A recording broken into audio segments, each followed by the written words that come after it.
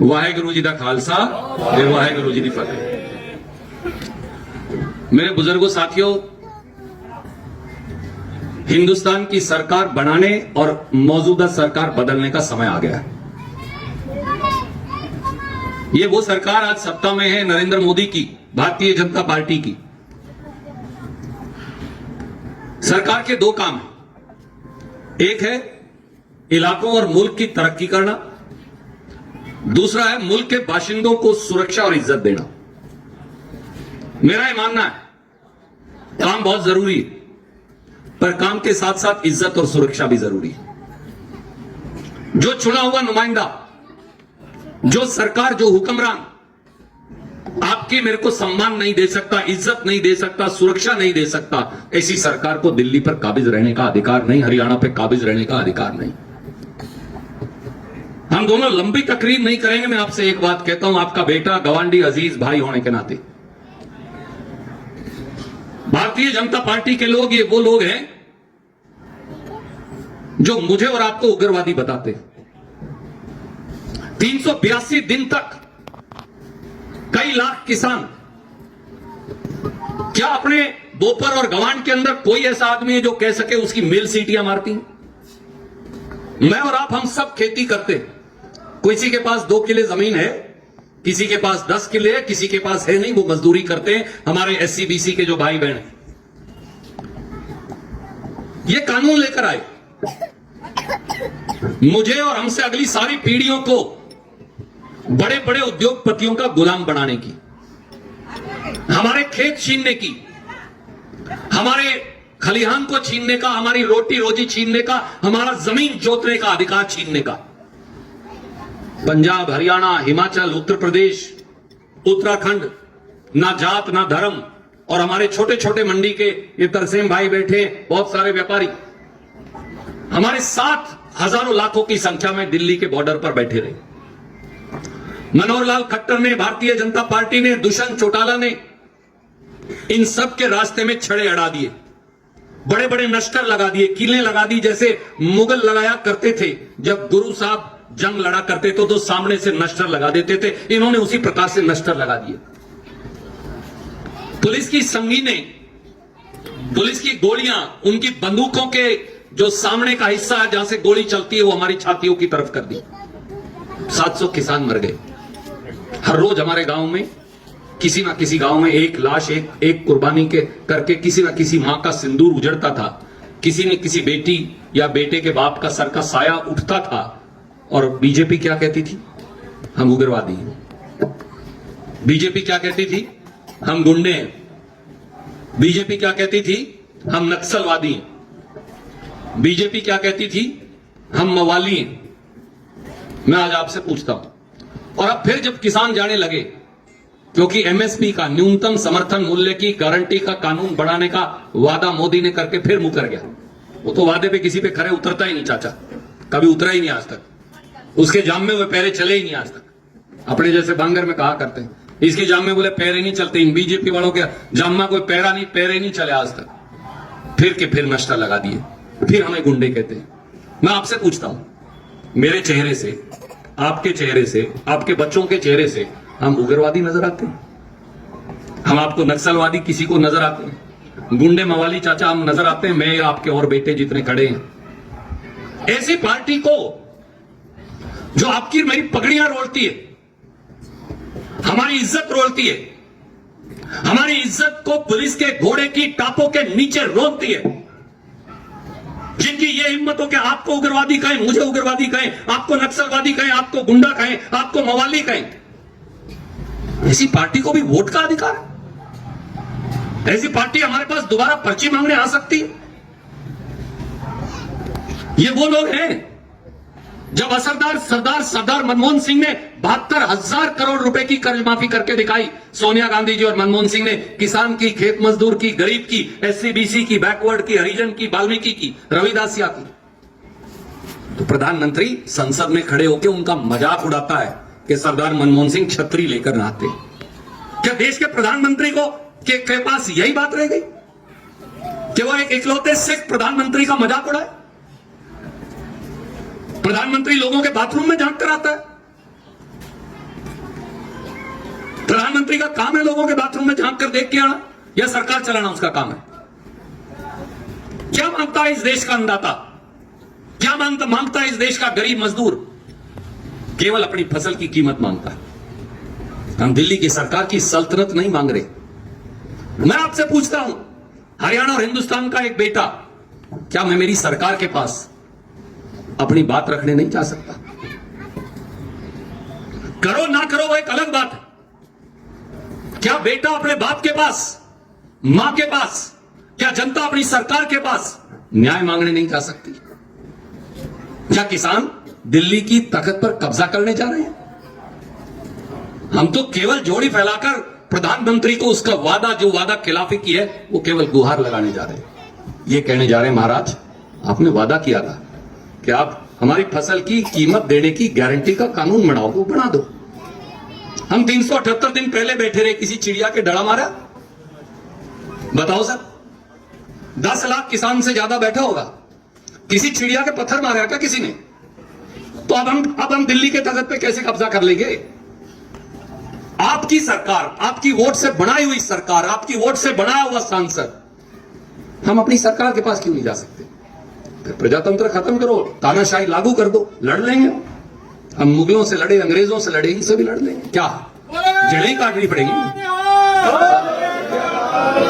जड़ें काटनी पड़ेंगी ना, जड़ें काटने को तैयार है। हथकड़ी लगाएंगे ना, लगवाने को तैयार है। फांसी लगवाएंगे ना।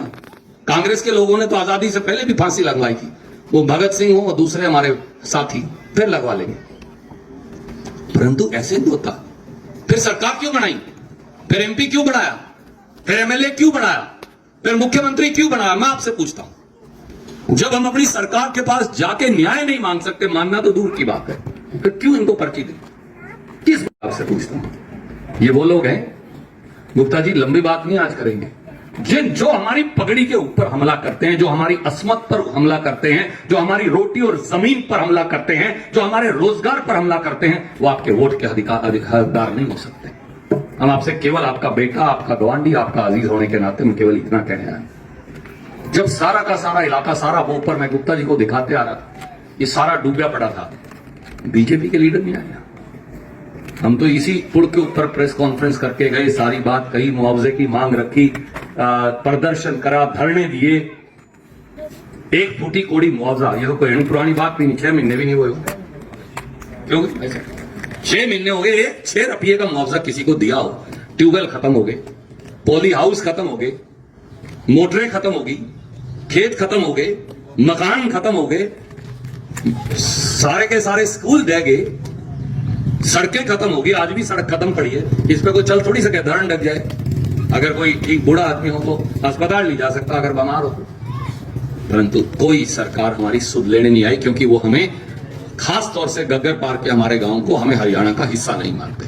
ये आपकी वोट के हकदार नहीं। मैं आपको हाथ जोड़कर उस वाहेगुरु को हाजिर नाजर मानकर केवल ये कहने आया, मेरे बुजुर्गों, मेरे साथियों, मेरे इस हरियाणा के मालिकों, इस इलाके के मालिकों, मैं आपको केवल एक बात और कहूंगा। सरकारें हमने भी चला के देखी 10 साल, और 10 साल इनकी सरकार भी आपने देखी। जब कांग्रेस पार्टी की सरकार थी, पूरे जिले से कोई साथी हुक्म करने आ गया, हमने कभी उसे खाली हाथ नहीं लौटने दिया। अगर नुकसान हो गया तो कोशिश की कम मिले, ज्यादा मिले, 2 पैसे का मुआवजा गरीब को, किसान को मिले।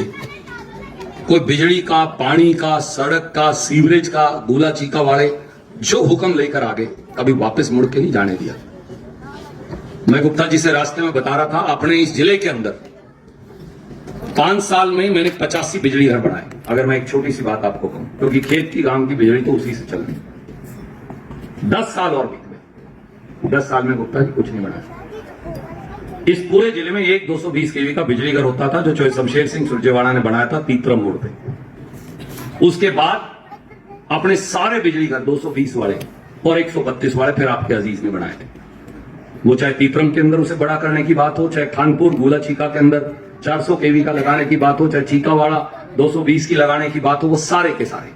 मैं बल्कि आज अपने दफ्तर वालों से पूछने लग रहा था, तो एक मैंने कहा जरा मुझे लिस्ट बना के देना, आपने कौन से बनाए थे। खानपुर में 440 केवी बनाया, फिर 132 केवी उसके साथ बनाया, जो अपना सैनियों वाला काम है। जहां से हल्का शुरू होता है परली तरफ से, खेड़ी गुलाम अली में 32 केवी, लैंडर कीमा में 33 केवी, फिर बदसुई में 33 केवी, महमूदपुर में 33 केवी, उरलाना में 33 केवी, मांडी में 33 केवी, हरनोड़ा में 33 केवी, बलबेड़ा में 33 केवी। और जितने बाकी थे वो चीका वाला 220 था, भागल वाला था, पपराड़ा वाला था, क्वार्तन वाला था, ये सारे बड़े करे। जो साथी आता था नई सड़क बनानी, पंडित जी यहां बैठे हैं हमारा भाई, 24 नई सड़कें मंजूर करके उन्हें बनाकर फिर गए। 10 साल गुप्ता जी कैथल से गोला की सड़क टूटी रही, मर गए लोग, डांगर मर गए, बंदे मर गए, सड़क नहीं बनाई। इलेक्शन आया था, ये बनाई 5 साल बाद। 5 साल तो सड़क पे लुक गेड़ने में लगे। क्यों राणा साहब गलत कह रहे हो ब्रिजपाल? सर ये भी टूट जानी है, बारिश आने दो, क्योंकि लुक की परत डाल रखी है, सड़क नहीं बनाई है, लुक की परत डाली हुई है। और इलाके की एक एक सड़क उठा के देख लीजिए, कभी बबली भाई साहब आ जाते थे, कभी सैनी साहब आ जाते थे, पृथ्वी सिंह जी, कभी ब्रिजपाल जी आ जाते थे, कभी बादल आता था, कभी अपने और साथी आते थे, जो गवांड वाले हुक्म कर देते, जो हमारे बस में थी उतनी बात अपनी पूरी कर देते थे। परंतु आज 10 साल से इलाका सुनना पड़ा, ना एमएलए मिलता ना एमपी मिलता। मेरा आपसे एक हाथ जोड़ के दरखास्त है, हमें हरियाणा और देश का राज चलाने की इजाजत दीजिए। हमें राज चलाना आता है और राज बनाना भी आता है, परंतु बनाना आप सकते हो, क्योंकि बनेगा पर्ची से। पर्ची की कीमत है सबसे बड़ी।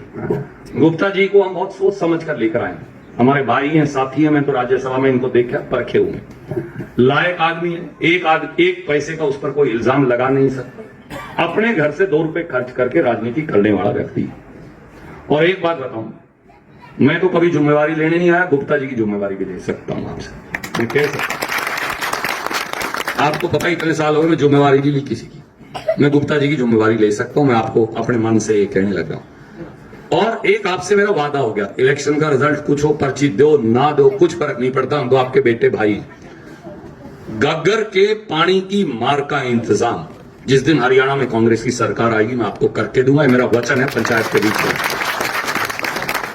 आपके पानी की मार नहीं रहेगी। तरीका इंजीनियर बताएंगे, थोड़ा बहुत मुझे भी पता, परंतु फिर भी जो सबसे काबिल इंजीनियर है उनसे पूछेंगे, कितनी भी ड्रेन बनानी पड़ो, कोई और तरीका ढूंढना पड़ो, गग्गर के पानी की मार में मैं अपने घर, खेत, मेरे माँ बाप, चाचा ताऊ, परिवार, आप लोगों को डूबने नहीं दूंगा। ये मेरा आपसे आज वचन है। एक आखिरी दरखास्त इसलिए ये है, हर वोट जो आप हमारे साझे उम्मीदवार कांग्रेस और आम आदमी पार्टी ने मिलकर एक उम्मीदवार सुशील गुप्ता जी को बनाया, एक एक वोट जो आप इनको देंगे वो रणदीप को भी ताकत देगा। हम लड़ाई बड़ी सीधी लड़ रहे हैं, वो हरियाणा का राज आपकी ड्योढ़ी पर लाकर खड़ा करने की। और चाचा ये मेरा वचन है, चाहे मुझे 5 साल लगो, चाहे 2 साल लगो, चाहे 6 महीने लगो, हरियाणा का राज एक करके आपकी ड्योढ़ी पर लाकर खड़ा कर दूंगा। वो कब संभव है? जब पर्ची देके नुमाइंदा आप कम से कम, हम कोई ये तो नहीं कहते हम मेरा बड़ा खेत बाका आई होता है, हम अपना बाप, या मैं ये भी नहीं कहता ना मेरी जीरी बाट का आई। कभी कहा है भाई साहब? मैंने तो नहीं कहा। कभी कहा हो तो क्या गर्जन जाइए मेरी जीरी बाट का आई, या मेरी कणक काट के आई है मंडी में लेके जाइए। सर 2 बटन दबाने के लिए कहते हैं, एक एमपी वाला एक एमएलए वाला, कोई इतना औखा काम तो नहीं, एक उंगली लगानी ये ले, इससे ज्यादा तो हम कोई काम रिक्वेस्ट। अच्छा कभी आपके सामने खड़े रणदीप पंचायत में कभी किसी अफसर से बेगार करवाई हो बताओ, मैं जुम्मेवार, किसी की धरती पे कब्जा करा हो बताओ, किसी के साथ नाजायज किया हो, कोई रोजगार का पैसा किसी से ले लिया हो, कोई और किसी चीज की रिश्वत, और सिर्फ पीढ़ी दर पीढ़ी सेवा का काम करते हैं वाहेगुरु को हाजिर नाजर मान के। ये उनकी धरती है, इस धरती में आप और मैं उसके बाशिंदे। तो मैं आपसे केवल इसलिए हाथ जोड़ के एक सीधी सरल किसान वाली बात कहने आया हूं, एक एक वोट जो आप कांग्रेस पार्टी को और आम आदमी पार्टी के साझे उम्मीदवार श्री सुशील गुप्ता को दोगे, वो हमें ये ताकत देगा कि हम हरियाणा और देश का राज आपकी ड्योढ़ी पर लाकर खड़ा कर सकें। सबको सत श्री अकाल, जय हिंद।